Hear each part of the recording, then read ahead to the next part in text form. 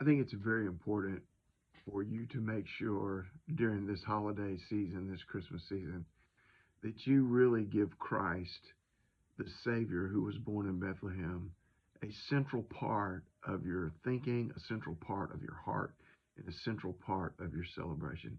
Here's the reason I say that. A lot of people do not find the Christmas season to be a joyous season, a season of peace and joy. And the reason is, in my opinion, is because they are looking at the wrong thing to bring them peace and joy. The Christmas season is ultimately the celebration of Christmas. Christmas is ultimately about God putting into motion his plan to bring salvation to mankind. And in doing so, he sent his son to this earth to be born as a baby who would grow up, live this sinless life, and who would go to the cross and take our sin and go to the grave and come back out of it. That's the plan that he set in motion, and that's ultimately what we are celebrating. None of the things that the world says that we should be celebrating are things that will bring us ultimate peace and ultimate joy. Not presents, not family, not food, not any of that stuff. And don't get me wrong, I'll be doing all of that. I'm not saying that to just scrap that. What I am saying is that we have got to make the birth of our Savior the central and key figure.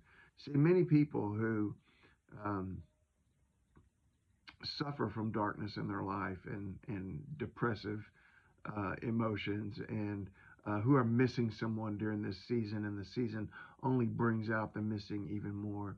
The problem is that we've got the wrong focus, and we can sort of create this false sense of happiness. But what happens on Thursday when Christmas is gone? What happens when Christmas is over? It just goes away. And so we have to the focus on Christ so that the joy and the peace and the happiness doesn't leave us when Christmas is gone, when the food and the family are gone, because our Savior and His salvation are still there.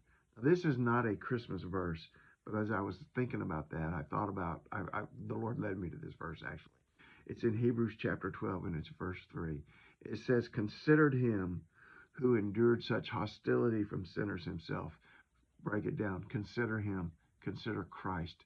Consider the Savior. Consider the one who went to the cross. Consider him who was born in Bethlehem, who grew up and went to the cross and endured what he endured for our sakes. Consider him who endured such hostility from sinners against himself. Listen, lest you become weary and discouraged in your souls. You see, by not putting him forefront, by not putting my focus and my mind on him, by not giving him consideration during this season, then I can become weary and discouraged in my soul.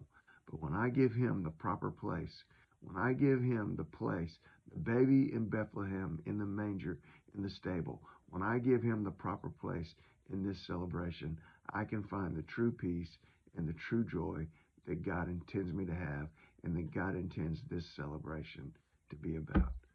Get out there, faith the day, pray today. Love you guys. God bless you.